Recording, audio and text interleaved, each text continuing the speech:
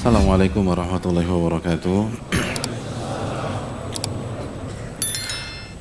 Innal hamdalillah nahmaduhu wa nasta'inuhu wa nastaghfiruh wa na'udzu billahi min syururi anfusina wa min sayyiati a'malina man yahdihillahu fala mudilla lahu wa man yudlil fala hadiya lahu. Asyhadu an la ilaha illallah wahdahu la syarika lahu wa asyhadu anna Muhammadan abduhu wa rasuluh.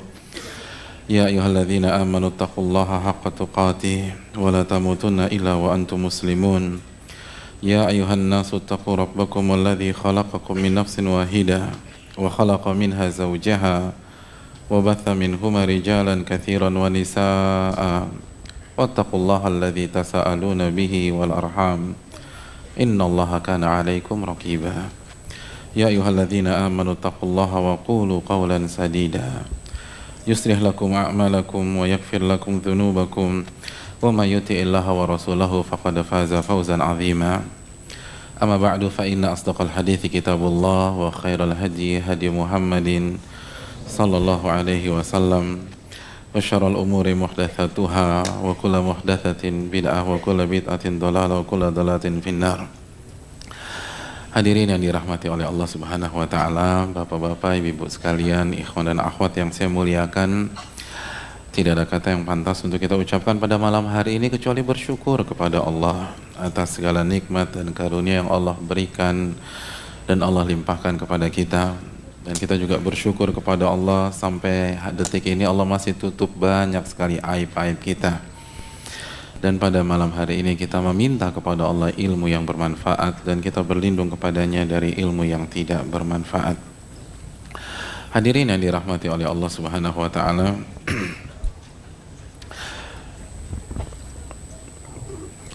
kita sudah ujian, lalu habis ujian liburan, ya kan? Sekarang kita masuk tahun ajaran baru. Ya. Yang kurang berarti kelas meeting, harusnya itu habis ujian ada kelas meeting. Nggak tahu zaman now gimana. Kalau dulu kita zaman pas tuh ada kelas meeting. Saya juga nggak tahu sekarang gimana ya. Ya, tapi nggak apa-apa, nggak dosa. Kita masuk ke bab pertama.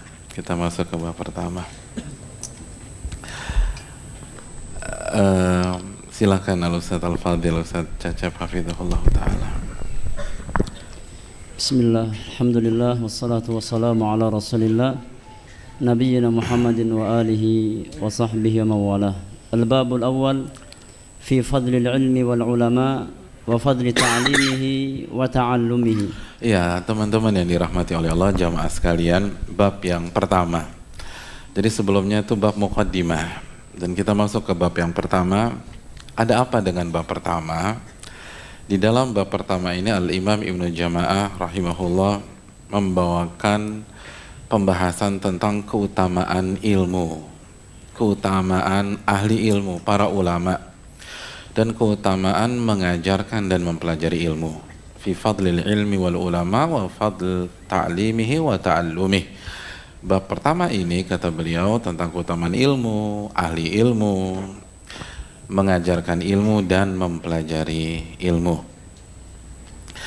Hadirin yang dirahmati oleh Allah, sebagaimana yang beberapa kali kita tekankan, ini adalah buku basic. Ini buku basic. Tapi bukan berarti diremehkan. Justru pentingnya buku ini di sana. Karena kita tahu bersama-sama kaidah para ulama, man hurimal usul hurimal usul. Siapa yang bisa terjemahkan kaidah itu? Fadhal antum.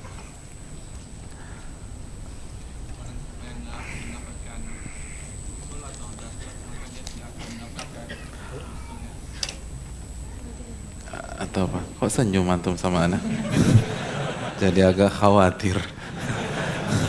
Atau apa? Jangan senyum dulu nih, belum selesai jawabannya. Ya, boleh deh. Bentar. Man hurimal usul hurimal usul. Barang siapa yang tidak memiliki usul, tidak memiliki pondasi, tidak memiliki dasar, tidak memiliki basic, hurimal usul, dia nggak akan sampai ke tujuan. dia nggak akan mendapatkan apa yang dia inginkan. Semua pohon yang rindang, hadirin, itu karena akarnya kuat. Semua harus demikian. Dan yang memang paling lama itu masalah basic. Semua gedung-gedung pencakar langit itu pondasinya kuat-kuat. Burj Khalifa itu gedung tertinggi di dunia itu pondasinya kuat sekali. Nah, kalau antum mau kuat untuk menghadapi setiap problematika hidup, setiap ujian, maka antum harus berilmu. Dan kalau ilmunya mau kuat, basicnya harus kuat. Dan di bab pertama beliau menjelaskan tentang keutamaan ilmu dan ahli ilmu, belajar dan mengajarkan. Kenapa beliau memulai dengan bab ini, teman-teman dan jamaah sekalian?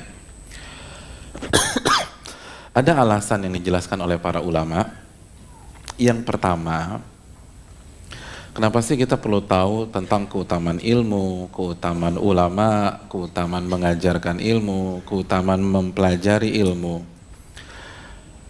Yang pertama kata para ulama, agar ilmu kita berkah. Agar ilmu kita berkah. Syekh Shalih Al-Utsaimin, salah satu ulama besar pada hari ini, beliau menjelaskan ketika mensyarah Tadhkiratus Sami', beliau mengatakan ada sebuah kaidah besar, hadirin. Kaidah itu berbunyi, man la yukrimul ilma la yukrimhul ilm. Man la yukrimil ilma la yukrimhul ilmu. Barang siapa yang tidak memuliakan ilmu, maka ilmu tidak akan memuliakan dirinya. Jadi barang siapa yang tidak memuliakan ilmu, barang siapa yang tidak memuliakan Al-Quranul Karim, memuliakan hadis-hadis Nabi SAW, memuliakan literatur para ulama kita, maka ilmu agama tidak akan memuliakannya. Walaupun mungkin dia hafal Quran, mungkin hafal hadis, tapi kalau tidak ada perasaan memuliakan ilmu Allah Subhanahu wa Ta'ala, tidak ada semangat untuk memuliakan hadis-hadis Nabi SAW, maka ilmu itu tidak akan memuliakan dirinya. Ini kaidah besar, hadirin, dan ini yang berlaku di tengah-tengah para ulama. Nah, ini korelasinya. Bagaimana kita bisa memuliakan ilmu kalau kita tidak tahu kedudukan ilmu itu sendiri? Karena jika hadirin dan kita semua ingin memuliakan seseorang, kita harus tahu dulu kedudukan orang tersebut, gitu ya. Jadi kalau kita ingin memuliakan seseorang, kita harus tahu dulu ini orang siapa. Karena kalau kita tidak tahu kedudukannya, bisa jadi kita menyinggung. Niat memuliakan menyinggung, gitu loh. Niat memuliakan jadi menyinggung. Jadi kita harus tahu dulu ini orang itu siapa. Oh, ternyata dia misalnya tokoh di masyarakat di kampung ini, orangnya begini. Bayangkan antum datang tokoh, antum nggak tahu dia, antum ingin jamuan makan siang terbaik, maka karena dia misalnya orang Sumatera, menunya langsung antum tembak kepala ikan kakap. Ternyata dia alergi ikan. Kira-kira gimana tuh? Repot. Kita pengen muliakan seseorang, tapi ketika kita nggak tahu siapa dia, atau kita nggak ngerti data tentang dia, bisa jadi upaya kita memuliakan pihak tersebut jadi kontraproduktif. Awalnya ingin memuliakan, jadi bikin orang tersinggung, bikin orang gatal-gatal, garuk-garuk, gitu loh. Nah, kalau kita ingin memuliakan ilmu, kita harus tahu kedudukan ilmu itu seperti apa sih, sehingga kita bisa memuliakan, sehingga kita bisa memuliakan ilmu itu sendiri. Karena memuliakan ilmu harga mati, hadirin. Kalau kita ingin sukses di dunia ini, kita ingin ilmu kita berkah, kita ingin terus ditolong oleh Allah Subhanahu wa Ta'ala dalam setiap ujian-ujian kehidupan kita harus memuliakan ilmu. Jadi tugas antum bukan hanya belajar. Tapi tugas antum adalah memuliakan ilmu itu sendiri. Dan kita nggak akan bisa berhasil dengan maksimal kalau kita tidak tahu kedudukan ilmu itu. Makanya bab pertama tentang keutamaan dan kedudukan ilmu. Sehingga kita tahu ternyata begini ilmu ya. Maka saya harus muliakan dengan semaksimal mungkin. Yaitu alasan yang pertama. Alasan yang kedua, tujuan penulis memulai buku ini dengan bab pertama tentang memuliakan ilmu, ahli ilmu, belajar dan mengajar. Tujuannya adalah untuk memotivasi kita agar kita punya adab yang tinggi di dalam dunia ilmu. Agar kita punya adab. Karena dengan mengetahui keutamaan ilmu, mengetahui keutamaan ulama, maka secara otomatis akan menjadi cambuk bagi kita untuk bersikap yang baik, untuk beradab yang tinggi di hadapan ilmu dan para ulama. Di hadapan ilmu dan para ulama. Jadi ketika kita tahu keutamaannya, oh ternyata orang ini demikian ya. Berarti saya harus muliakan dia. Ya simpel aja lah, misalnya ada jenderal bintang 3 pakai pakaian biasa dan antum nggak tahu keutamaan orang ini, mungkin antum salamannya biasa aja.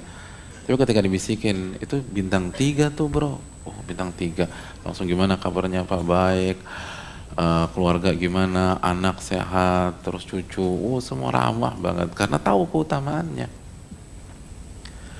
Nah banyak orang tidak memuliakan ilmu dan tidak beradab di hadapan ilmu karena nggak tahu keutamaan ilmu. Padahal kita tahu benar-benar bil adabi tafhamul ilma. Hanya dengan adab Anda bisa mengetahui, Anda bisa memahami hakikat dari ilmu.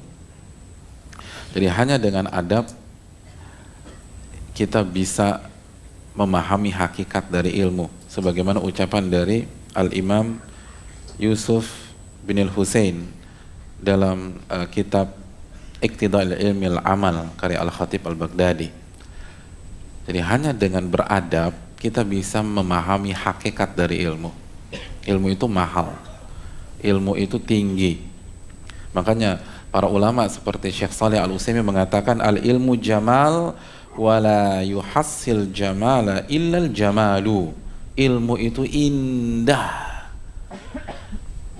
dan tidak ada yang bisa mendapatkan keindahan ilmu kecuali orang-orang yang, kalau bahasa kita, orang-orang yang mampu bermain cantik dalam dunia ilmu. Orang-orang yang indah. Indah apanya? Indah akhlaknya, adabnya, perangainya dan lain-lain. Jadi ilmu itu indah dan gak ada yang bisa mendapatkan keindahan ilmu kecuali orang-orang yang indah.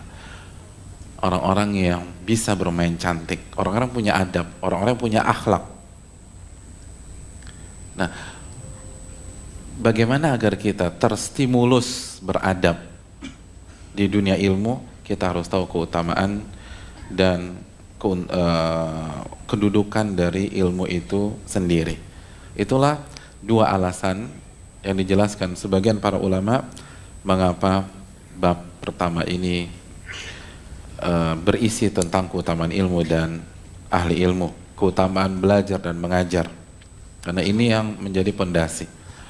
Karena kita untuk bisa survive dalam hidup, kita harus terus jadi pembelajar, kita harus terus belajar, dan untuk bisa bertahan di dunia ilmu yang tidak mudah ini, kita harus tahu keutamaan-keutamaannya. Itu poin. Saya tambah alasan yang ketiga nih, alasan yang ketiga. Hadirin yang dirahmati oleh Allah Subhanahu wa taala, alasan yang ketiga alasan yang ketiga agar kita semangat nuntut ilmu. Semangat dekat dengan majelis ilmu, semangat dekat dengan para ulama. Kenapa demikian? Karena yang pertama nih hadirin, manusia itu bertindak, bersikap itu menggunakan asas keuntungan. Asas keuntungan. Untungnya buat saya apa? Untungnya buat saya apa? Kalau dia merasa ini menguntungkan dirinya, dia akan kerjain tuh. Kalau dia melihat ini banyak keutamaannya, dia akan menyeburkan diri.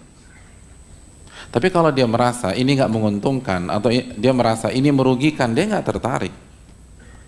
Dia nggak akan tertarik. Itu manusia. Itu manusiawi. Ya simpel aja, misalnya ada yang nawarin antum investasi. Anda mau investasi nggak? Ini menggiurkan loh. Investasinya Anda taruh 100 juta. Insya Allah setiap bulan rutin rugi 20 juta. Kira-kira siapa yang mau taruh duit antum di sana? Insya Allah, antum yakin sama Anda? Rutin rugi 20 juta. Ada yang mau investasi di sana? Nggak mau. Kita asasnya keuntungan. Kalau rugi nggak mau kita. Kalau rugi nggak akan mau.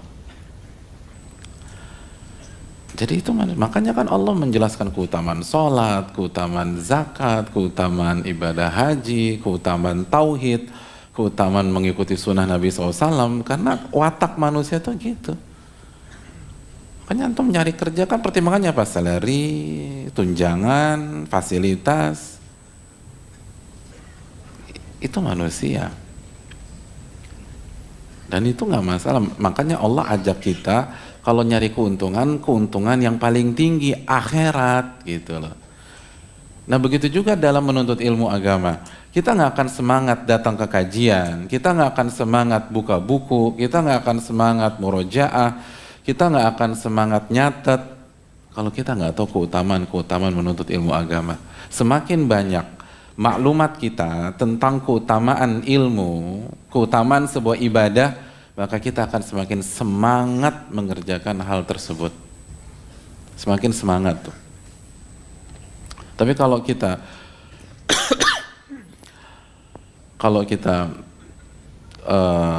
tidak tahu, nggak semangat. Kan begitu teman-teman dan jamaah sekalian yang dirahmati oleh Allah Subhanahu wa taala. Ya, simpel aja deh. Rencananya habis kajian antum mau kemana lagi? Pulang, terus apa lagi? Ya, tenang, nggak usah kencang-kencang. Mau pulang. Ibu-ibu juga mau pulang? Oh ya, Masya Allah, bagus. Ini misalnya nih, setelah kita bubar ada pengumuman di luar bahwa salah satu mall daerah sini ya, ada midnight sale dari jam 10 sampai jam 12 hanya malam ini, diskon 95% all item.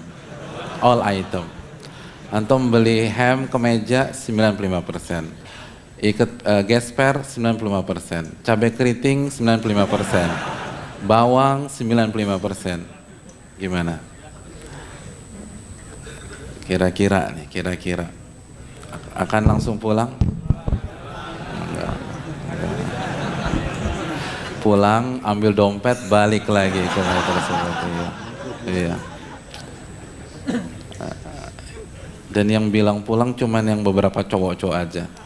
Lini belakang nggak ada yang bilang pulang. Ibu-ibu nggak ada yang bilang pulang. Gitu. Pertanyaannya, kenapa kita merubah schedule kita malam ini? Yang awalnya nggak tertarik, jadi pergi ke sana. Karena keuntungan. Sebelumnya kita nggak tahu belanja nanti malam, nggak tertarik belanja. Tapi kalau kita tahu, ya Allah diskon 95% ya, Masya Allah. Kalau cabai keriting harganya 20.000, berapa tuh 95%? Jadi ilmu tentang keuntungan ini penting hadirin. Makanya kan ada kitab Targhib wa Tarhib. Dan Allah dan Rasulnya SAW menjelaskan tentang keutamaan, keuntungan berbagai macam amal ibadah. Fungsinya apa? Biar kita semangat.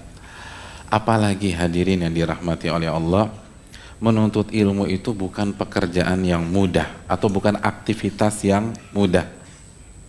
Menuntut ilmu itu butuh perjuangan. Menuntut ilmu butuh perjuangan. Allah berfirman dalam surat Al-Muzammil ayat 5, Inna sanulki alaika qawlan thaqila. Kami akan berikan kepada engkau wahai Muhammad ucapan yang thaqil, yang berat. Jadi bukan yang ringan. Menuntut ilmu itu nggak mudah. Kalau mudah, mayoritas semua nuntut ilmu. Apalagi istiqomah di majelis ilmu. Lalu istiqomah mengamalkan ilmu itu sendiri. Itu berat. Nah, kita harus dapat suntikan-suntikan motivasi, hadirin. Biar bisa istiqomah, biar bisa mengejar. Dan inilah rahasia kenapa para ulama all out dalam menuntut ilmu. Lalu nanti mereka mengamalkan ilmu tersebut. Kenapa mereka berani berkorban, berani berjibaku, berani jalan selama 1 bulan. Kenapa Jabir mau jalan 1 bulan perjalanan?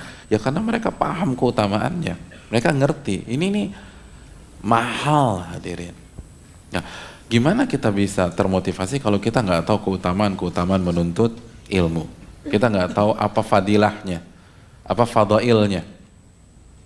Oleh karena itu, agar kita bisa istiqomah, bukan hanya datang 1-2 kali saja, kita harus belajar keutamaan ilmu. Dan Al-Imam Ibnul Jama'ah,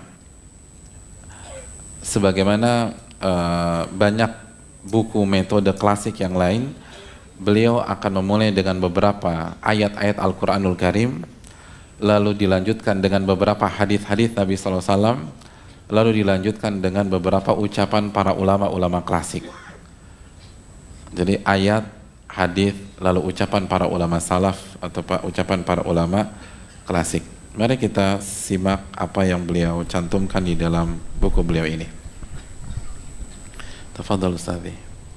Qala al-musannif rahimahullah, qala Allah Ta'ala, yarfa'illahu alladhina amanu minkum walladhina utul ilma darajat. Qala Ibn Abbas radhiyallahu anhuma, al-ulama'u fawqa al-mu'minina bi 700 darajah, ma baina ad-darajataini 100 amin. Wa qala Allah Ta'ala, cukup sampai di situ Ustaz. Jazakallahu khairan.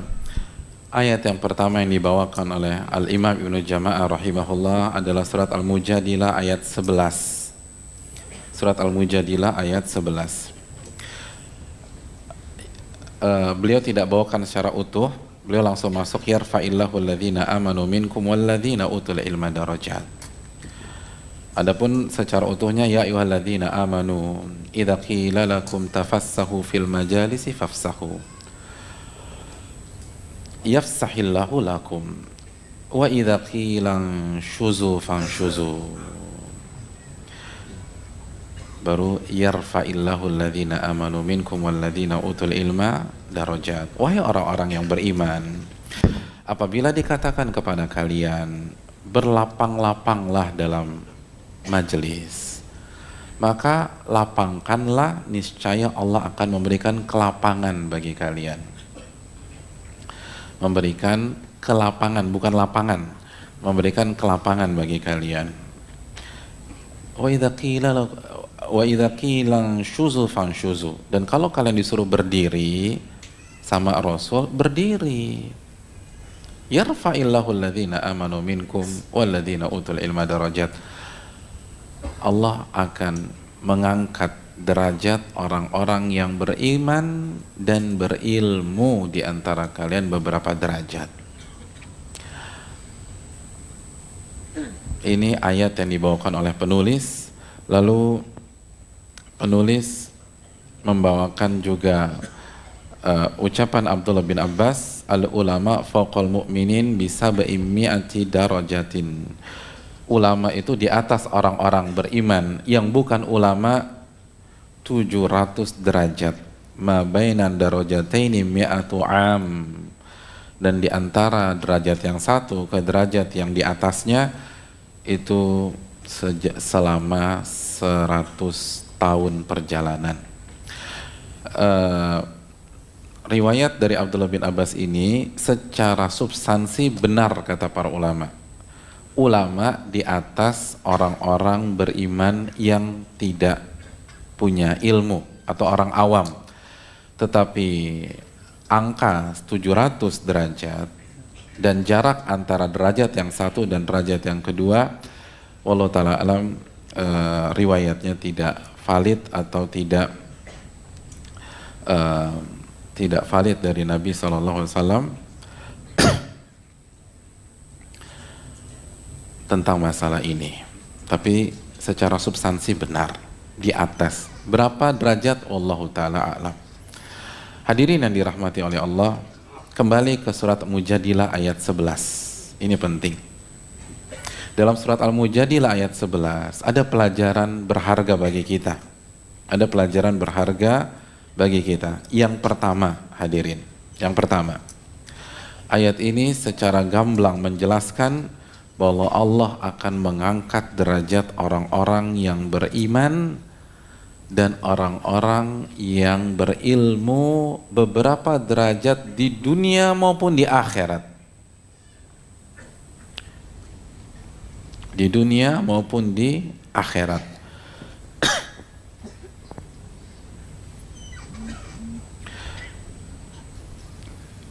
Karena darajat di sini nakirah,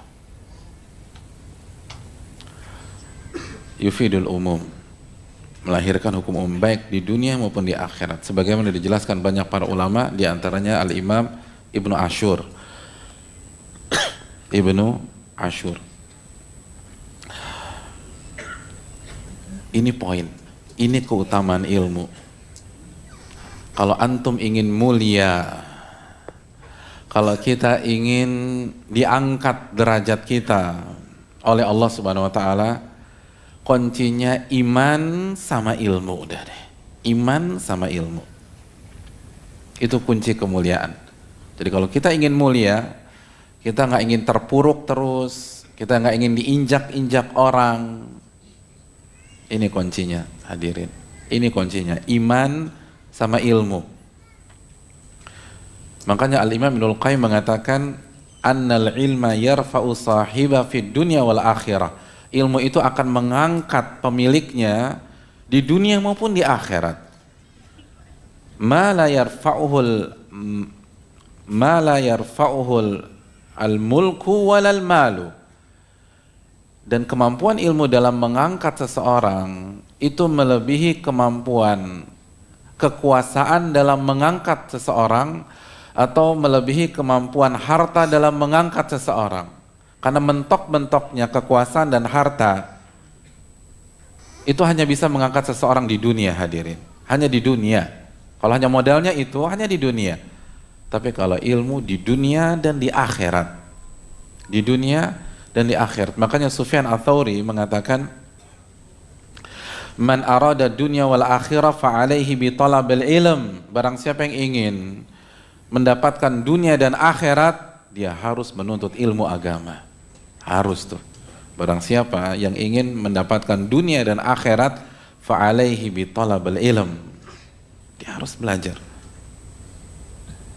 Dalam ucapan Sufyan Ats-Tsauri yang lain, inna hadzal hadits izzun, sesungguhnya hadis ini mulia. Hadis ini mulia, hadirin. Faman arada bihi dunya wajadaha. Barang siapa yang ingin mendapatkan dunia dari hadis, dia akan dapatkan dunia. Wa man arada bihil akhirah wajadaha. Dan barang siapa yang ingin mendapatkan akhirat dari hadis, dia akan dapatkan akhirat. Allahu Akbar. Tapi itu tadi, kalau obsesinya cuma dunia, syirik. Sebagaimana surat Hud ayat 15-16.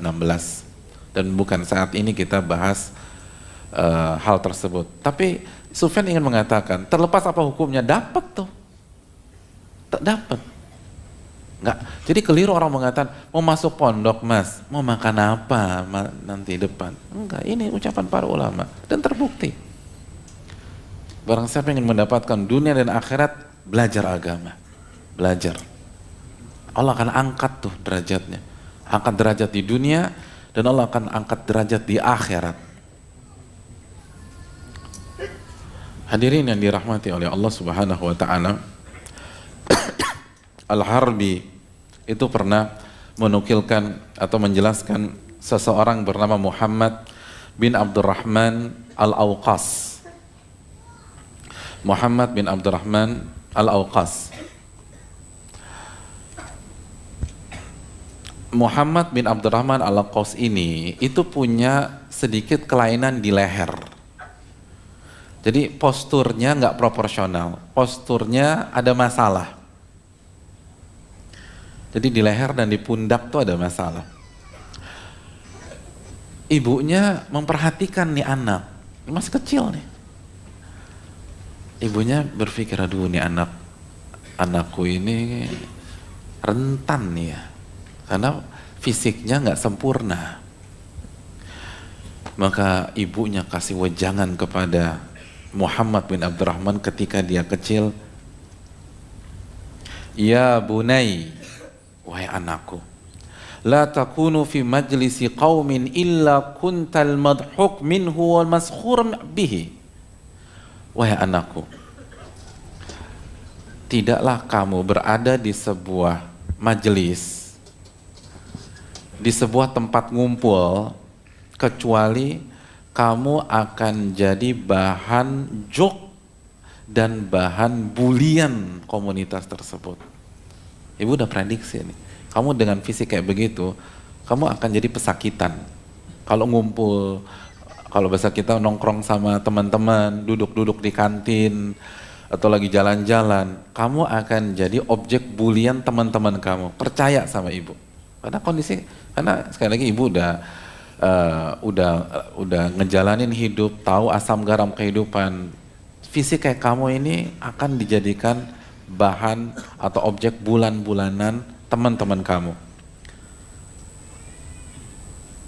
Tapi apa closing dari ibunya? Fa'alaika bitalabil ilm.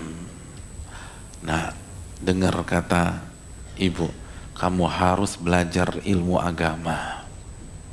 Ini satu-satunya penyelamat, kata ibunya. Belajar ilmu agama. Karena ibunya tahu, yarfa'illahu alladhina amanu minkum walladhina utul ilma darajat. Belajar ilmu agama. Fa'innahu yarfa'uka. Karena ilmu agama akan mengangkat derajatmu nanti di tengah-tengah masyarakat. Belajar ilmu agama. Apa yang terjadi hadirin? Muhammad benar-benar belajar. Jadi nasihat ibunya benar-benar menancap dengan kokoh di dalam dadanya. Fawaliya qada'a Makkata ishrina sanah. Maka dia sukses dan dia menjadi hakim di kota Mekah selama 20 tahun. Allah, dihormati orang, dimuliakan. Orang-orang berkhidmat kepada beliau. Ini yang fisiknya enggak sempurna. Bahkan dalam riwayat, wa kana al-khasmu idza jalasa ilai baina yadayhi yar'ud hatta yaqum. Dan orang kalau lagi ada perkara, dia kan hakim syar'i, orang yang ada perkara duduk di hadapannya gemeter hadirin. Karena wibawa. Ada wibawanya tinggi sekali. Berilmu, orang deg-degan ketemunya. Ini alim besar. Jadi jadi hakim syari'nya bukan di mana, di Mekah jadi hakim syari', jadi qadhi di Mekah. 20 tahun senior. Kalau ada orang ada masalah lalu menyelesaikan urusannya di hadapannya gemeter. Nggak ada, apalagi ngejok dia, apalagi ngebully dia, gemeter orang. Ilmu. Orang nggak main-main. Allah yang janji, yang punya alam semesta ini yang janji hadirin. Semakin tinggi ilmu kita, Allah angkat derajat kita. Allah angkat derajat kita. Hadirin, apalagi di Indonesia, jangankan ahli ilmu. Kita nggak punya ilmu nih, tapi casing kita kayak ulama, dihormati orang. Bener. Ini cuma modal wardrobe aja. Dihormati orang, ustadz nih, ustadz kan gitu, ini udah ustadz, orang macam-macam.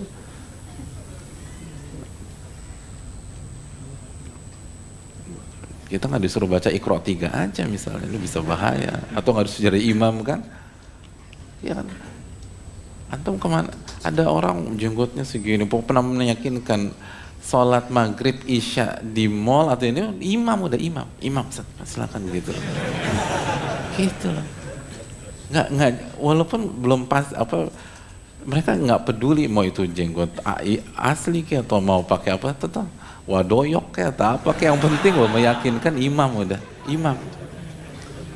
Dan kasih tempat imam itu kan dimuliakan. Coba perasaan tuh, pas maju antum saf keempat aja, keempat gitu loh, kan tersinggung orang. Bayangkan, padahal yang jadi makmum cuma 5 orang gitu loh. Iya kan, enggak, antum saf keempat aja.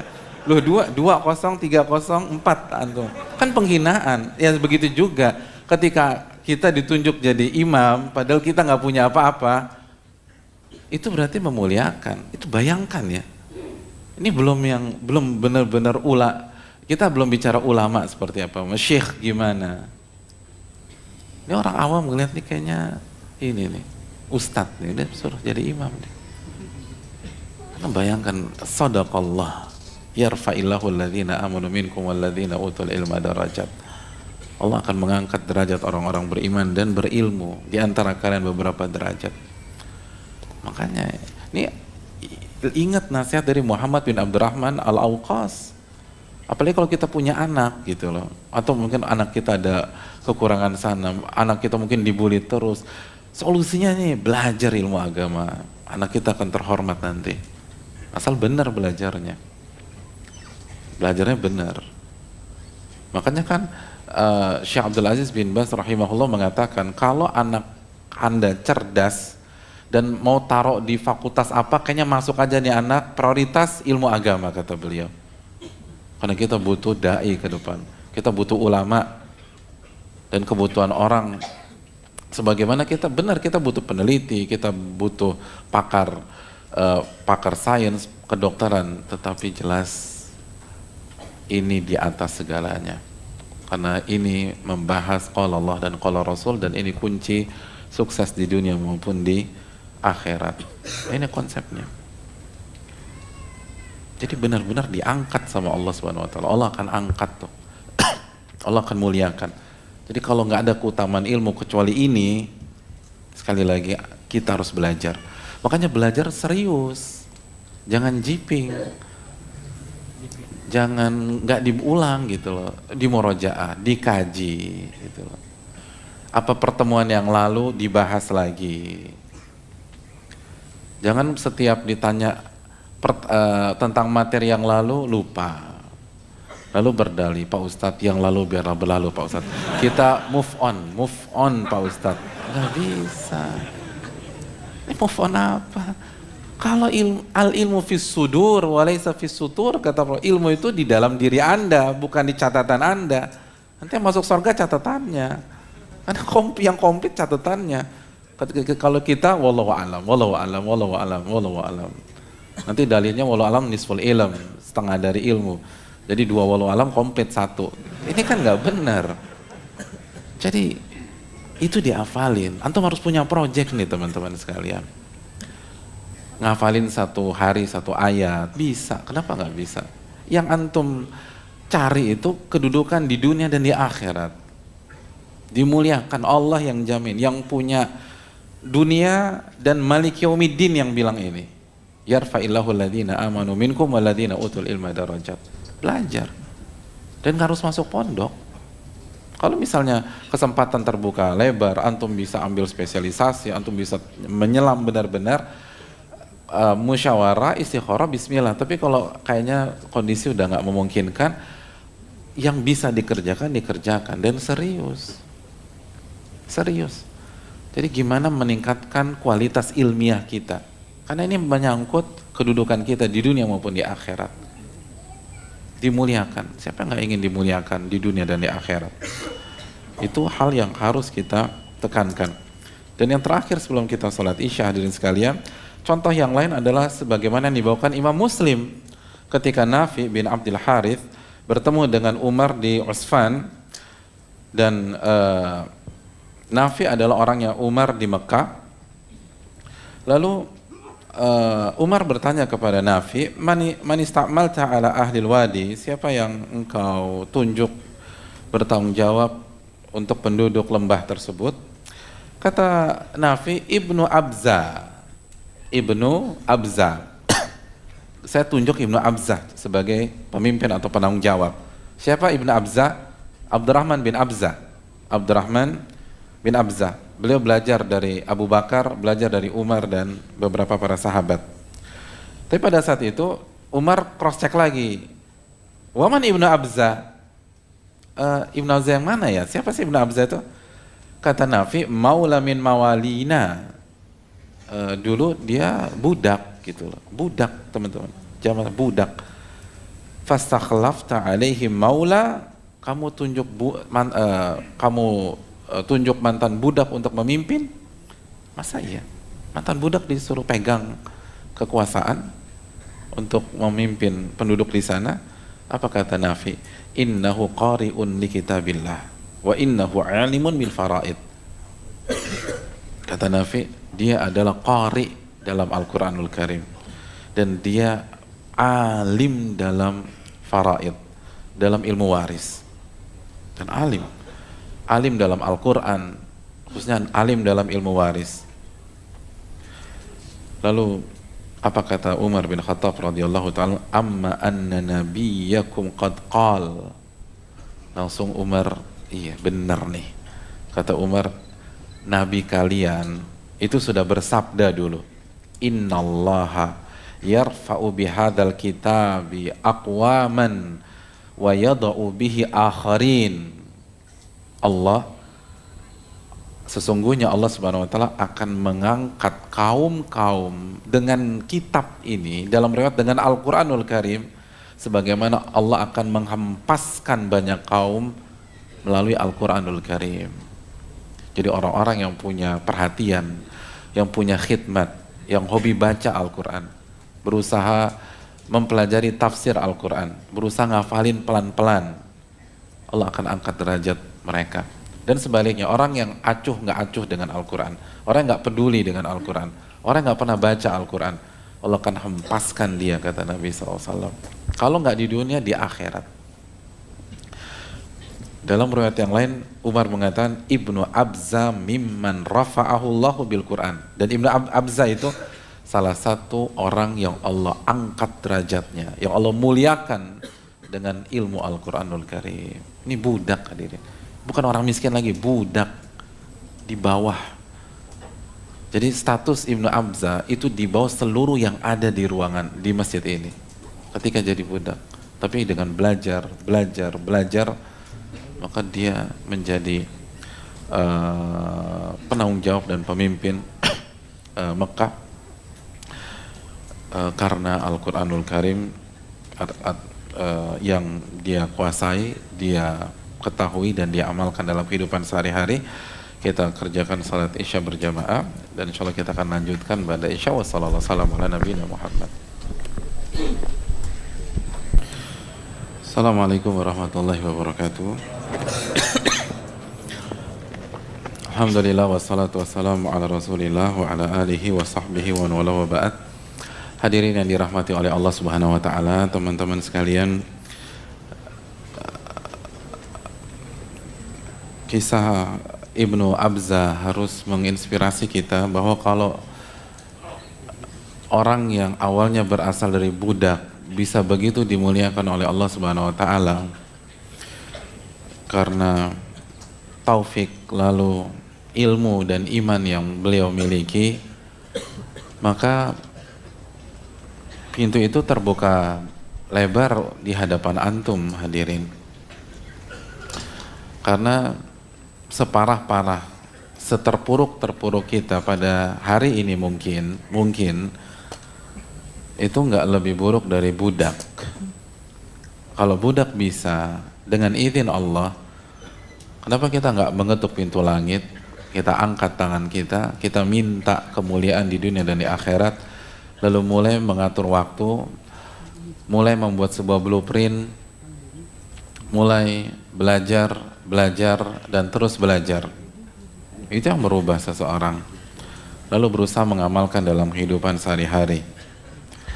Dan jangan pernah meremehkan sebuah ilmu, dipelajari walaupun sedikit. Mungkin kita target nggak usah muluk-muluk, antum nggak usah target seperti Ibnu Abza jadi gubernur Mekah, jangan. Tapi paling enggak mulia di keluarga dan sampai akhirat,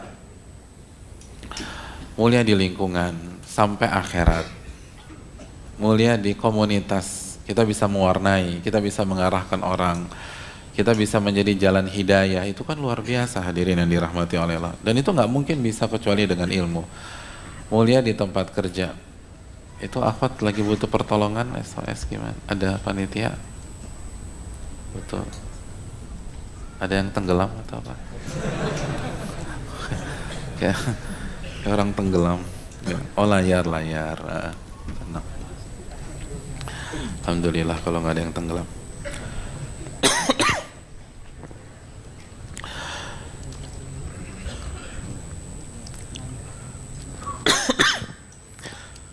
Nah, khususnya bagi antum yang masih muda, sekali lagi karakter anak muda itu apa sih, hadirin? Karakter anak muda itu pengen diakui, pengen eksis, pengen dapat panggung. Tapi banyak orang atau banyak anak-anak muda itu tidak tahu bagaimana cara yang berkelas untuk bisa diakui, untuk bisa dapat panggung dalam konotasi positif, diakui oleh Allah yang pertama, itu yang terpenting. Berbeda dengan anak-anak muda pada zaman para sahabat radhiyallahu taalaan, tanpa nyari muka, tanpa harus lebay, harus jadi bertingkah aneh-aneh, mereka dilibatkan oleh orang-orang tua. Sebagaimana Abdullah bin Abbas dilibatkan oleh Umar bin Khattab kalau lagi ngumpul dengan para sahabat-sahabat alumni perang Badar. Sebagaimana dalam hadis Bukhari, yudakhiluni ma'a asyakhi Badar. Umar itu, kata Abdullah bin Abbas, beliau masih muda, itu sering mengajakku untuk ngumpul sama alumni perang Badar, syekh besar, senior. Dan ketika banyak di antara mereka melihat Abdullah bin Abbas, awalnya mereka merasa risih. Fakana ba'duhum wajada fi nafsihi, kok ada anak kecil di tengah-tengah kita nih. Ini Abdullah bin Abbas kan masih kecil. Lalu ada sebagian yang bertanya, lima tadkhul hadza ma'ana wa lana abna. Umar, kenapa Anda kasih masuk nih anak kecil di tengah-tengah kita? Kalau dia boleh masuk, kita juga punya anak-anak. Anak-anak kita juga boleh dong ngumpul di sini. Hadirin yang dirahmati oleh Allah Subhanahu wa taala. Suatu hari Umar bertanya kepada mereka, alumni Badar. Kata Umar, apa yang kalian pahami dari surat Idza jaa nasrullahi wal fath dan seterusnya? Kata mereka secara simpel, dalam ayat ini Allah perintahkan kita untuk memujinya. Allah merintahkan kita untuk beristighfar, khususnya kalau kita menang. Kan begitu bunyi ayatnya. Fasabbih bihamdi rabbika wastaghfir. Suruh tasbih, suruh istighfar, suruh memuji, khususnya ketika kita menang. Begitu semua seakan-akan mendapatkan atau sudah sampai pada kondisi konsensus pada jawaban tersebut. Umar tanya Abdullah bin Abbas di hadapan mereka, ya Ibnu Abbas, wahai Ibnu Abbas, apa pandanganmu? Kata Ibnu Abbas, ajalu Rasulillahi sallallahu alaihi wasallam. Ayat surat ini adalah sign, tanda bahwa ajal Nabi sudah dekat, karena misi telah berhasil dilaksanakan.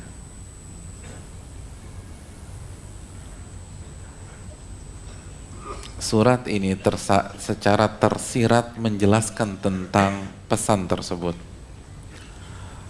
Apa kata Umar bin Khattab? Yang aku pahami seperti yang dipahami anak kecil itu. Sama persis itu maksudnya. Dalam riwayat, sekarang kalian paham kan kenapa nih anak kecil duduk bareng kita semua? Ilmunya hadirin, ilmunya itu. Ilmu itu buat orang diakui. Jadi kalau pengen diakui, diakuilah secara berkelas. Yang pertama tentu saja jangan sampai miss diakui oleh Allah Subhanahu wa taala. Jaga keikhlasan. Kalau Allah udah akui, itu manusia akan akui udah. Nggak usah ribet-ribet. Ini ilmu nih, antum belajar. Dan nggak ada kata terlambat, mulai dari sekarang. Antum buat program. Kalau nggak ngerti tanya, sowan ke ustadz yang antum bisa datangi. Baik misalnya di Jakarta atau di luar Jakarta, pergi ke pondok seorang ustadz, tanya gimana sih kalau saya pengen mengembangkan diri, tapi fokus. Wong orang kalau kuasai ilmu dunia aja diakui, apalagi ilmu agama. Ini yang perlu kita tekankan bersama-sama hadirin yang dirahmati oleh Allah. Dan karena inilah para ulama habis-habisan. Para ulama all out. Siapa yang nggak kenal Ibnul Jauzi hadirin? Ibnul Jauzi. Ibnul Jauzi pernah berkata kepada anaknya, ini menarik. Dan ini untuk para orang tua atau pasangan muda ini kita harus dengar nih ucapan Ibnul Jauzi. Kata Ibnul Jauzi di dalam risalahnya, risalah yang beliau tulis untuk anaknya, judulnya apa? Laftatul Kabid fi Nasihatil Walad. Kata Ibnul Jauzi, di tengah-tengah penggalan nasihat dalam buku tersebut, wa bi'tu daraini wa anfaqtu thamanaha fi talabil ilm. Antum pernah dengar nama Ibnul Jauzi kan ya? Apa buku yang paling terkenal apa tuh di kalangan antum? Saidul Khatir misalnya ya. Dan banyak sekali buku-buku. Talbis Iblis Ibnul Jauzi juga, itu sangat best seller. Hadirin, emangnya gratis tuh ilmu yang kayak begitu, yang sangat fenomenal. Kata beliau, wa bi'tu darain wa anfaqtu thamanaha fi talabil ilm. Itu modalnya, kata beliau, aku jual 2 rumah. Dan hasil dari penjualan 2 rumahku, aku gunakan untuk belajar. Talabul ilm, belajar. 2 rumah.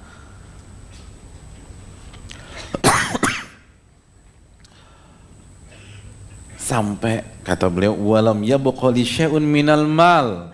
Sampai saya nggak punya uang sepeser pun juga, nggak ada duit udah.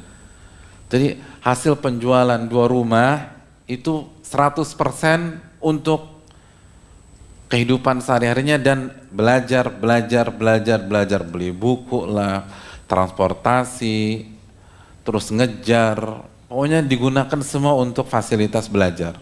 Sampai habis duitnya habis, ya Allah. Itu 2 rumah tuh, rumah. Bayangkan antum. Makanya kalau mau datang ke kajian misalnya jual kulkas mah masih biasa, jual kulkas. Ada yang udah jual kulkas.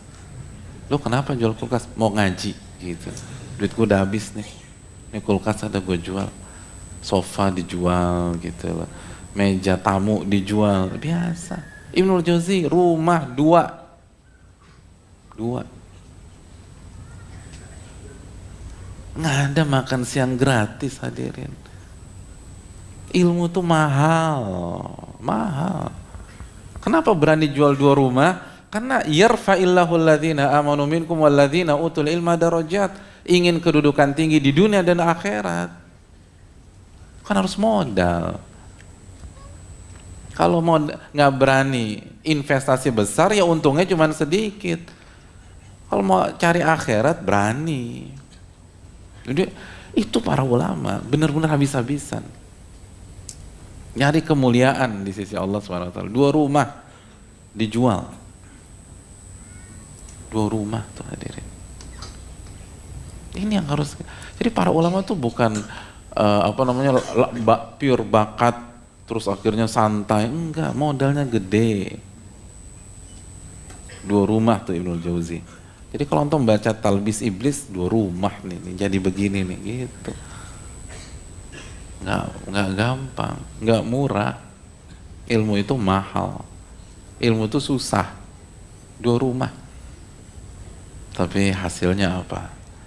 Ini lagi bicara sama anaknya nih, bicara sama anaknya. Wa madzalla abuka fi talabil ilmi qat. Bapakmu, wahai anakku, bapakmu ini itu nggak pernah hidup terhina selama menuntut ilmu agama. Nggak pernah terhina, dimuliakan sama Allah, diangkat derajatnya. Ini yarfa'illahu alladhina amanu minkum walladhina utul ilma darajat. Sepanjang hidup, sepanjang belajar, gak pernah merasa terhina sama sekali. Ada izzah, ada kemuliaan, mulia. Wala ba'atha ruk'ah ila ahadin yatlubu minhu syai'an qat. Dan bapakmu ini itu gak pernah ngutus orang untuk minta sesuatu dari manusia, gak pernah. Walaupun 2 rumah habis tuh, itu rizki ada aja dan mulia. Bapakmu gak pernah minta-minta sama orang, gak pernah minta, mulia, gak pernah terhina. Wa umuruhu tajri ala sadat. Dan hidup bapakmu ini itu lempeng aja dah. Lalu beliau menyitir surat At-Talaq ayat 2 dan 3, wa man yattaqillaha yaj'al lahu makhraja wa yarzuqhu min haitsu la yahtasib. Barang siapa yang bertakwa, Allah akan kasih jalan keluar dan Allah akan berikan rezeki dari arah yang tidak ia duga-duga. Ada aja rezeki itu. Orang dimuliakan sama Allah. Tapi fight dulu gitu loh.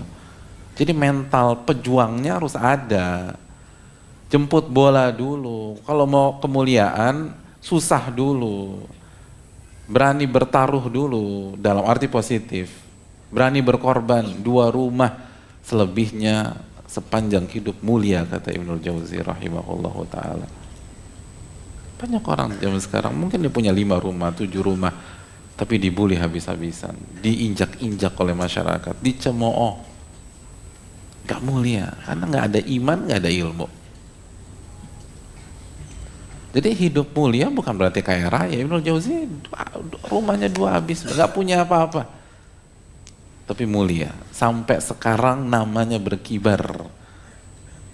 Antum bayangin ya, ribuan tahun, setiap orang baca Talbis Iblis itu pahalanya buat beliau. Bayangkan berapa juta, mungkin berapa miliar orang baca Talbis Iblis. Setiap baca Sayyidul Khatir itu pahalanya buat beliau. Dan orang kalau sebut beliau rahimahullah, didoain tuh, padahal kenal aja kagak, doain rahimahullah, semoga Allah rahmati Ibnul Jauzi, disenengin. Atau banyak masyayikh atau para ulama terinspirasi karena buku-buku beliau, itu diangkat, harum namanya sama Allah Subhanahu wa taala. Tapi harus berani modal. Harus berani modal. Jangan dikit-dikit nggak punya uang, nggak kajian, udzur syar'i. Dikit-dikit udzur syar'i. Dikit-dikit udzur syar'i. Udah udzur syar'i aja udah. Jadi Abu Udzur dah. Namanya Abu Udzur. Wah, dikit udzur. Udzur, nggak berani jual sesuatu, nggak berani. Jual apa, kayak jual sendal kayak. Sendal nggak laku, misalnya baju dijual, buat jual yang bisa dijual. Jemuran dijual, tapi jangan jemuran tetangga, jemuran kita jual gitu loh. Apa yang bisa dijual, yang penting saya harus belajar. Dan dimulai dari sekarang, bisa, kenapa nggak bisa? Bisa insyaallah ta'ala. Dan banyak ulama kan awalnya orang awam, bukan lulusan pondok dan seterusnya. Tapi serius. Dan minta bimbingan dan rutin. Kalaupun kita nggak bisa mendalami, yang sarana yang ada, majelis yang ada, datangi secara rutin, istiqomah, walaupun sedikit dihafalin, dimurajaah. Kan kita sempat sampaikan yang penting keberkahan ilmunya, dan keberkahan butuh effort, keberkahan butuh usaha, dan ini yang dirasakan oleh para ulama, dan ini nasihat-nasihat mereka kepada anak-anak mereka. Ini terangkan, kamu harus begini nih nak. Jadi kita mulia, kita izzah. Jadi boleh misalnya antum leskan anak antum ini, atau anak antum punya bakat olahraga misalnya diasah, atau punya bakat di bidang diasah, tapi ilmu agama harus jelas. Kalau ingin anaknya mulia ke depan, kalau ingin anaknya berkelas ke depan, kalau ingin anaknya namanya harum di dunia dan di akhirat ke depan, ini Ibnul Jauzi ini. Dan tekankan sama anak-anak kita harus berani berkorban, harus berani jual apa yang bisa kita jual, bukan minta-minta, bukan cari sponsor, jual dulu yang bisa kita jual, baru tawakal sama Allah. Bayangkan, madzalla abuka fi talabil ilmi qad, bapakmu nggak pernah hidup terhina selama-lamanya, nggak pernah, mulia. Yarfa'illahu alladhina amanu minkum walladzina utul ilma darajat. Saya rasa cukup sampai di sini. Kita buka sesi tanya jawab, dan insyaallah kita akan lanjutkan Sabtu yang akan datang dengan izin Allah Subhanahu wa taala. Barang siapa ingin bertanya atau mengkoreksi jika saya ada kesalahan, saya berikan kesempatan. Wassallallahu ala nabiyina Muhammad.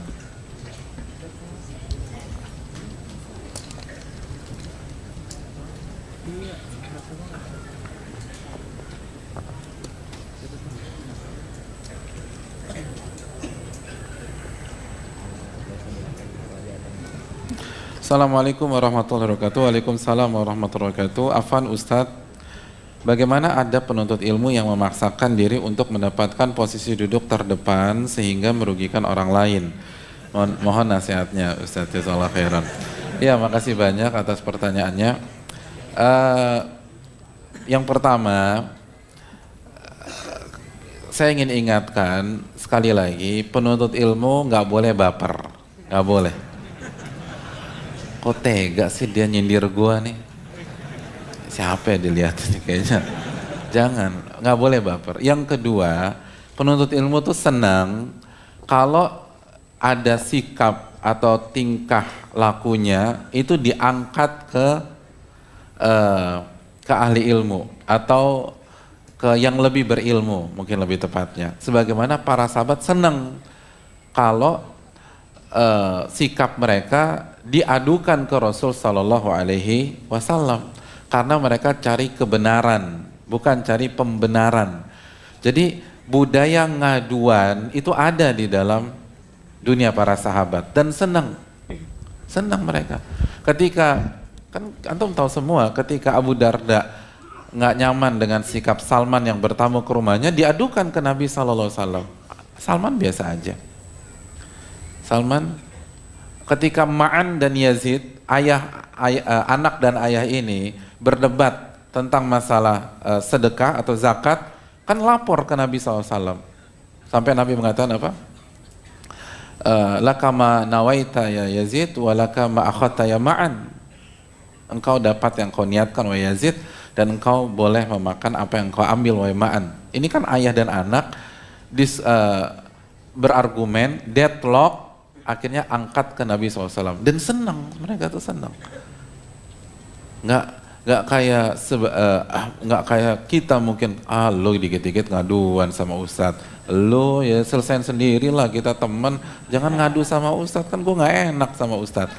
Lo katanya pengen bener, kalau bener tuh senang. Alhamdulillah diaduin sama Ustadz. Jadi kalau salah bisa dikoreksi gitu. Kalau salah kan diluruskan. Kan di kajian kita nggak ada kartu merah, hadirin. Anda belum punya kartu merah nih nanti mungkin. Jadi itu dunia ilmu tuh enaknya begitu. Jadi dunia aduan tuh ada di dalam, dan mereka senang. Makanya Umar ketika ada yang mengkritik, kan apa ucapan beliau radhiyallahu taalaan? Rahimallahu mra'an ahda ilayya uyubi. Semoga Allah merahmati seseorang yang menghadiahkan aku aib-aibku. Senang tuh Umar. Kalau dikritik senang, Masya Allah, aibku dikasih tahu, biar aku bisa istighfar, biar aku bisa taubat, biar aku bisa memperbaiki diri. Karena kenapa? Karena mereka pencari kebenaran, bukan pencari pembenaran. Itu poin.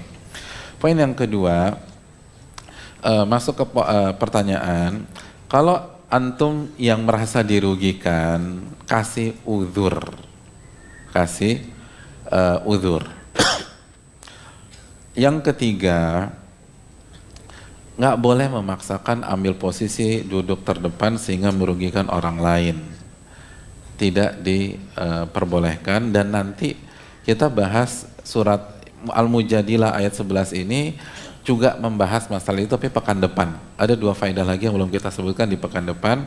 Tapi intinya Nabi SAW bersabda untuk konteks pertanyaan ini ya, la yuqimur rajulur rajula fi maq'adihi tsumma yajlisu fi aw kama qala. Enggak boleh seseorang menyuruh berdiri temannya yang sudah duduk di sebuah tempat umum lalu dia duduk di sana, enggak boleh. Jadi kita itu duduk di tempat yang masih tersisa atau masih kosong gitu loh. Kalau mau paling depan ya datangnya sebelum sholat gitu loh. Sebelum sholat duha datang.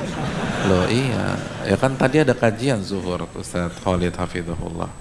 Gak bisa, antum datang pada duhur ke dapat tempat juga tadi itu. Sebelum duha datang. Ya kan tadi ada kajian kan beliau Hafizahullah. Itu hadirinlah. Tapi kalau tafassahu wa tanafasu bisa, tafassahu wa tanafasu bisa, nanti kita jelaskan. Jadi kita minta tolong dirapatkan sehingga yang awalnya ada celah, yang awalnya rapat terbuka celah, kita duduk saja bisa. Walakin tafassahu wa tawassa'u. Tapi kalau antum melihat tempat udah full, antum bilang tafassahu wa tawassa'u gitu.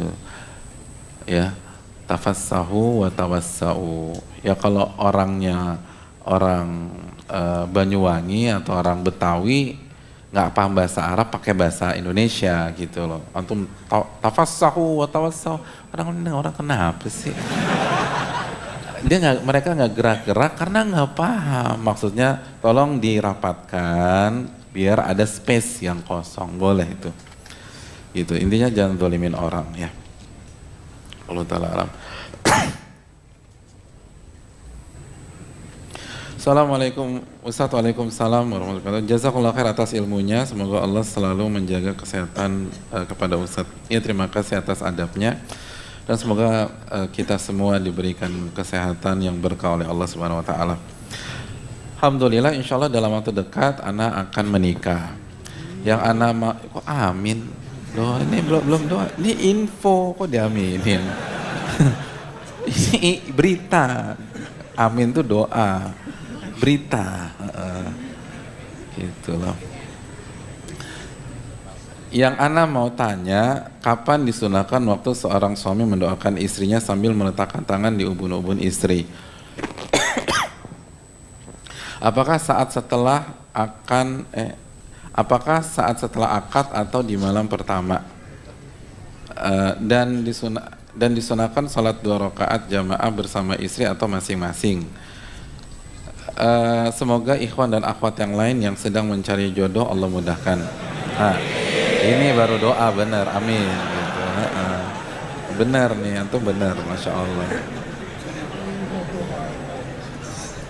Tapi yang paling keras kayaknya udah nikah di situ deh. Gak apa-apa. Ya gak apa-apa. Singkat aja ya, ini butuh materi khusus, tapi singkat aja mendoakan istri itu ketika kita ketemu pertama kali dengan istri pada saat setelah akad, khususnya ketika sedang berkhalwat atau ketika selesai semuanya ketemu, itu doakan. Adapun salat 2 rakaat berjamaah itu bersama istri jadi makmum. Wallahu ta'ala bisa. Istri jadi makmum. Itu, dan semoga antum yang sedang masa pencarian mendapatkan yang terbaik. Amin. Ya, Masya Allah. Bagus deh. Assalamualaikum Ustaz. Waalaikumsalam. Bagaimana dengan fenomena penuntut ilmu belakangan ini yang langsung mengedepankan dakwah atau menasihati orang lain padahal ilmu tersebut belum diamalkan dan masih memotong video-video ustadz padahal sudah dinasihati dilarang keras oleh para ustadz? Bagaimana melihat fenomena tersebut? Bagaimana tanggung jawab mereka di akhirat kelak? Ustadz mohon disampaikan, ana pribadi meminta maaf pada jamaah sekalian apabila pernah mengganggu, menendang, atau bahkan menginjak-injak sendal. Tenang dulu, sendal ikhwan sekalian, dan maafkan orang lain yang melakukan hal serupa. Barakallahu fikum. Ya. Jadi nginjak-injak sendal, ini jangan lupa nih sendalnya, menendang sendal gitu. Ya, udah disampaikan ya. Jadi terlepas kembali ke antum, mau dimaafin nggak dimaafin tuh itu bola di tangan antum, tapi dimaafkanlah ya. Ya hadirin yang dirahmati oleh Allah Subhanahu Wa Taala. Yang pertama, lagi-lagi kita husnudzon sama saudara-saudara kita atau teman-teman yang seperti ini. Itu yang pertama. Yang kedua, bukan syarat menyampaikan harus diamalkan. Karena orang yang belum mengamalkan ada dua kemungkinan. Kemungkinan yang pertama, dia belum mampu. Kalau ini nggak ada masalah. Misalnya dia menasehati temennya yang penghasilan sebulan 150 juta untuk naik haji, sedangkan dia belum pernah naik haji. Anda nggak punya uang, itu bagus-bagus aja tuh. Yang kedua, kemungkinannya dia belum mengamalkan karena kelalaian dia. Dia mampu tapi dia nggak amalin karena kelalaian. Nah ini hendaknya mengamalkan, hendaknya dia amalkan dan sampaikan, baru sampaikan ke orang. Jadi diamalin dulu. Illal ladzina amanu wa amilus solihat wa tawassau bil haqqi wa tawassau bis sabr. Kecuali orang-orang yang beriman, dan ketika bicara iman di sana kita bicara ilmu. Lalu yang berikutnya disebutkan oleh apa? Beramal soleh. Jadi ilmu, iman, setelah itu Allah sebutkan amal soleh. Lalu yang berikutnya saling memberikan nasihat. Betul, wa dalam bahasa Arab itu mutlaqul jama'. Ya bagi yang paham ya. Tetapi sekali lagi, yang disebutkan pertama kali oleh Allah itu ilmu, iman, lalu yang kedua amal soleh, yang ketiga baru saling memberikan nasihat. Ini penting buat kita semua ya. Terus yang ketiga, masalah memotong video ustadz-ustadz kita ini harus benar-benar diresapi, direnungkan bahwa kita sangat mengapresiasi semangat dan niat baik mereka tersebut. Jadi jazakumullahu khairah. Itu yang pertama. Yang kedua, hanya saja dalam menyampaikan itu butuh ilmu. Nah, di antara yang disampaikan oleh para ulama adalah yang disampaikan oleh Syekh Sulaiman Ruhaili, pengisi Masjid Nabawi. Beliau mengatakan sebelum kita bicara atau menyampaikan sesuatu, hendaknya kita pastikan yang pertama niat kita karena Allah Subhanahu wa Ta'ala. Niat kita karena Allah. Yang kedua, kontennya benar. Dan yang ketiga, cara penyampaiannya benar. Dan yang keempat, efeknya positif. Nah, untuk bisa terpenuhi perangkat di atas, orang harus punya ilmu tentang durasi pemotongan. Jadi nggak main asal, kayaknya bagus nih kalau aku potong aja. Nggak sesimpel itu, karena bisa jadi kalau salah potong jadi multi tafsir bisa, bahkan salah tafsir bisa oleh yang mendengar atau menonton, dan bisa menimbulkan fitnah yang padahal bukan keinginan dari si pembicara. Ini perlu diwaspadai, perlu dicamkan baik-baik. Nah kalau itu terjadi, kita bertanggung jawab di hari kiamat. Kita ditanya sama Allah Subhanahu wa Ta'ala. Ini fatal akibatnya, hadirin. Terus yang berikutnya, kan Nabi SAW mengatakan innamal majalisu bil amanah au kama qala. Majelis itu dengan amanat. Artinya pembicaraan di sebuah majelis itu nggak boleh keluar kecuali dengan kesepakatan atau izin pihak-pihak yang ada di majelis tersebut. Makanya hadirin sekalian, kalau penuntut ilmu ketika ketemu dengan ulama, ketemu dengan masyayikh, dan mereka pengen merekam nasihat dari ulama atau masyayikh tersebut, itu minta izin dulu, boleh nggak nasihat ini, nasihat antum kami rekam Syekh. Kalau diizinkan direkam, kalau enggak. Bahkan ketika adab yang diajarkan ke kita, kalau nanya ke atau minta nasihat ke ulama dalam sebuah masalah, terus kita minta izin, boleh nggak nasihat ini anak kita sampaikan dan kita sebut ini nasihat dari antum, berkenan nggak antum? Karena bisa jadi yang maslahat tidak disebutkan, jadi nggak semua orang berkenan. Jadi intinya bahwa majelis itu dengan amanat, jangan sampai kita jadi pengkhianat. Kan lawannya amanat pengkhianat. Jadi kalau kita main share atau potong-potong aja dan belum minta izin dengan ustadz kita, bisa jadi kita tercap khianat. Dan ayatul munafiki salah, tanda orang munafik kan ada 3, di antaranya wa idza tumina khan, kalau dikasih amanat khianat. Nah ini yang dikhawatirkan, hadirin yang dirahmati oleh Allah. Dan jangan sampai juga karena niat baik kita tapi salah dalam memotong, akhirnya ustadz kita yang menjadi sasaran tembak pihak-pihak lain. Itu kan juga kita bertanggung jawab di hadapan Allah Subhanahu wa taala. Bukankah seharusnya sebagai murid, sebagai jamaah, kita mendukung beliau, membuat beliau nyaman, tenang, fokus berdakwah agar lebih maksimal, bukan sebaliknya.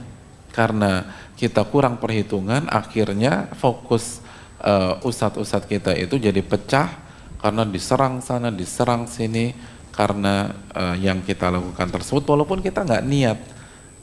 Walaupun niat kita baik, niat aku kan baik. Nah, kembali lagi ke ucapan Abdullah bin Mas'ud, kan min muridinil khairin lan yusibah. Betapa banyak orang yang punya niat baik nggak mendapatkan apa yang dia niatkan. Kenapa? Karena caranya salah. Kenapa? Karena patternnya keliru. Oleh karena itu ini yang perlu kita camkan sebaik-baiknya. Jadi diingatkan, dinasihati secara bijak gitu loh.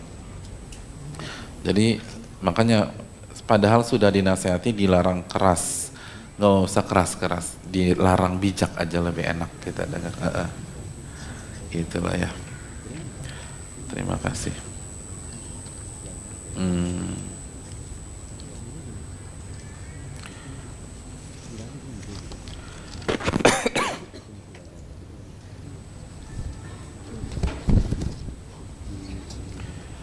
Assalamualaikum Ustaz. Waalaikumsalam warahmatullahi wabarakatuh. Bagaimana cara atau ilmu agar kita tidak iri hati dan dengki dengan nikmat lebih yang diberikan Allah kepada saudara kita? Saya menyadari sifat saya yang tersebut buruk. Saya terus istighfar tetapi kadang tetap saja suka timbul rasa iri. Tolong nasihati saya. Jazakallah khair atas pertanyaannya. Yang pertama, dengan penanya bertanya seperti ini berarti ada niat baik, ada semangat berubah. Ini positif sekali. Ada ketawaduan, karena orang yang sombong nggak mau ngakui dirinya keliru atau dirinya punya sifat buruk. Jadi ini positif banget nih. Yang kedua, perlu kita ketahui sebagaimana yang dijelaskan oleh Syekhul Islam rahimahullah, semua orang itu punya sifat dengki atau hasad. Yang membedakan orang baik dan orang buruk, orang baik itu yukhfi, dia kubur, dia sembunyikan sifat itu. Orang yang buruk yubdi, dia ekspresikan dalam sikap, ucapan, tingkah laku dan lain sebagainya. Jadi antum jangan berkecil hati, semua ngalamin. Termasuk yang punya ilmu ngalamin itu. Ya Syekhul Islam Taimiyah mengatakan demikian. Belum ulama besar, semua kita alamin kata beliau. Tapi gimana mengubur, gimana meredam? Jangan dibiarkan, jangan diekspresikan, jangan diungkapkan gitu loh. Ini yang mungkin perlu kita camkan bersama-sama. Jadi insya Allah selama masih ada letupan itu semua ngalamin. Jangan putus asa, tetap di ini. Terus yang berikutnya doa kepada Allah Subhanahu Wa Taala. Kalau yang sesimpel aja, ini masalah perlu dibahas secara umum dan ada pembahasannya di buku kita, karena ini masalah adab. Penuntut ilmu harus benar-benar menjaga hati, nanti kita akan bahas dari sifat hasad. Tapi sedikit aja, banyak baca doa, dan di antara doa yang paling terkenal kan ya muqallibal qulub, tsabit qalbi ala dinik. Wahai zat yang membolak-balikan hati, kokohkanlah hatiku di atas agamamu. Dan salah satu makna dari doa universal di atas adalah tidak hasad atau tidak dengki dengan orang. Wallahu ta'ala a'lam bishawab. Bismillah. Semoga Allah selalu menjaga Ustadz Nuzul dan Ustadz Cecep. Kok cuman kita berdua? Semuanya gitu loh. Iya, semuanya ya. Semua kita semua dijaga. Allah Ta'ala. Dan juga antum doain juga semuanya gitu loh. Apakah semua muslim harus menjadi ulama? Ilmu dunia juga penting, Ustadz. Seperti kedokteran, arsitektur dan yang lainnya, mohon solusinya bagi anak yang terlanjur kuliah menuntut ilmu dunia. Jazakallah khairan, barakallahu fikum. Ya. Ini minimalis nih. Ya, terima kasih, jazakallah khairan. Nggak ada yang mengatakan ilmu dunia nggak penting. Kita semua dari awal nggak pernah menyinggung ilmu dunia itu nggak penting. Ilmu dunia penting. Tapi gini hadirin. Yang pertama,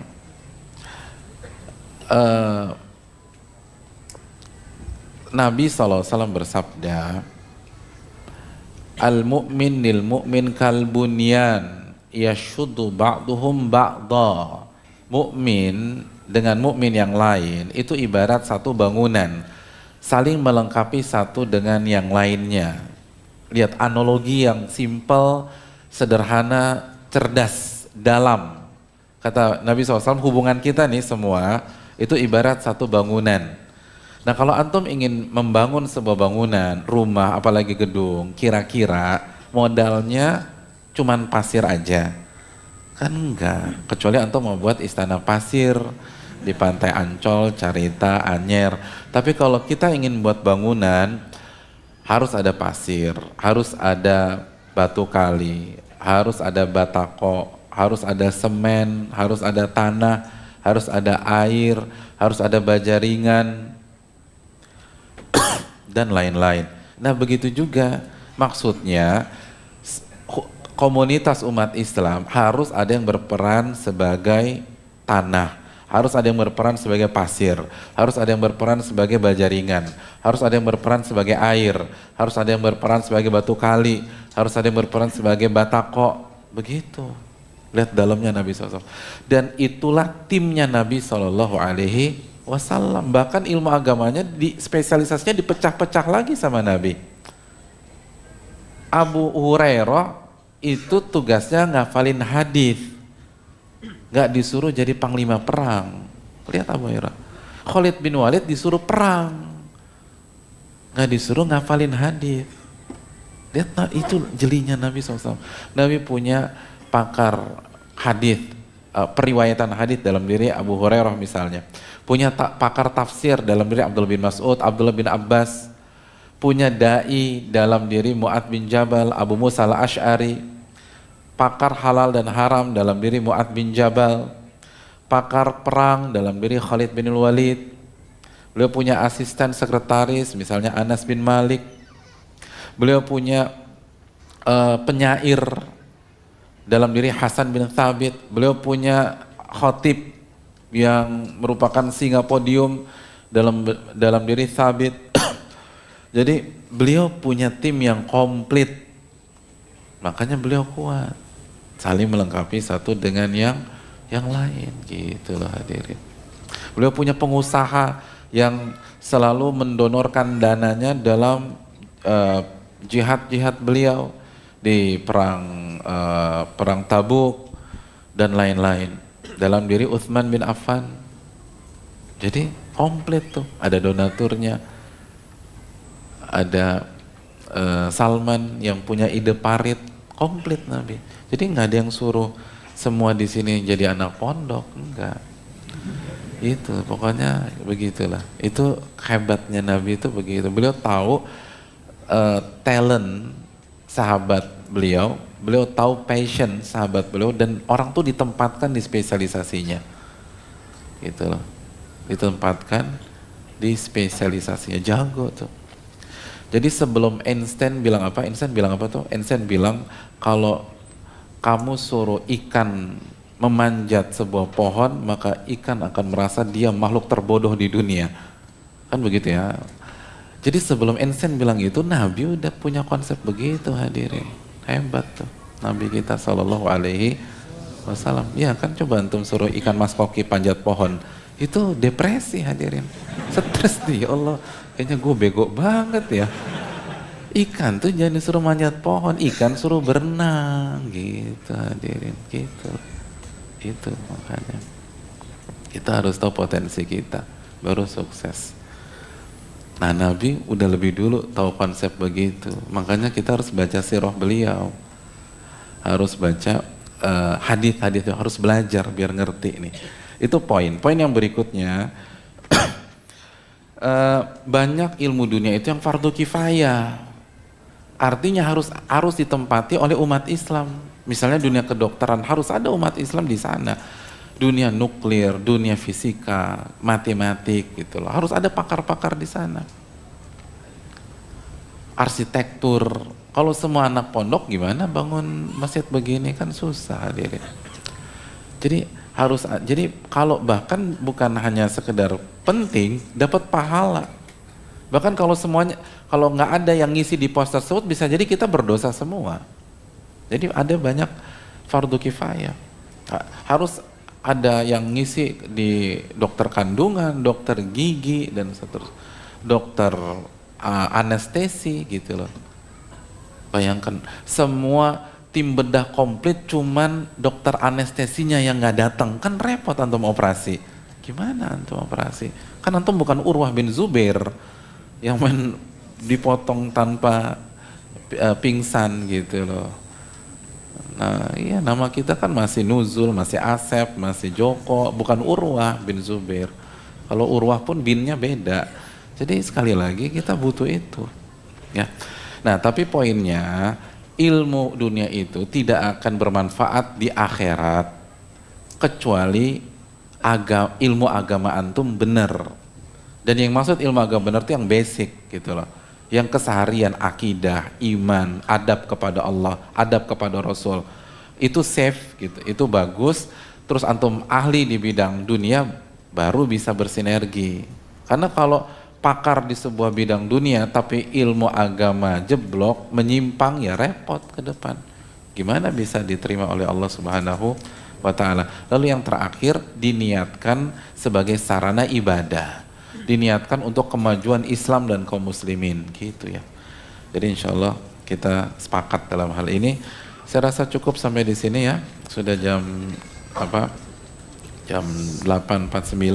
Semoga bermanfaat, sudah larut malam, dan semoga kita mendapatkan ilmu yang bermanfaat dan amal kita diterima. Dan saya ingatkan ketika kita pulang jangan lupa baca doa, dan di antara doanya adalah Rabbana taqabbal minna innaka antas samiul alim. Ya Allah, terimalah amal ibadah yang baru saja kami lakukan, Engkau adalah Zat yang maha mendengar lagi maha mengetahui. Semoga Allah terima amal ibadah kita. Subhanakallahumma wa bihamdika asyhadu an la ilaha illa anta astaghfiruka wa atubu ilaik. Assalamualaikum warahmatullahi wabarakatuh.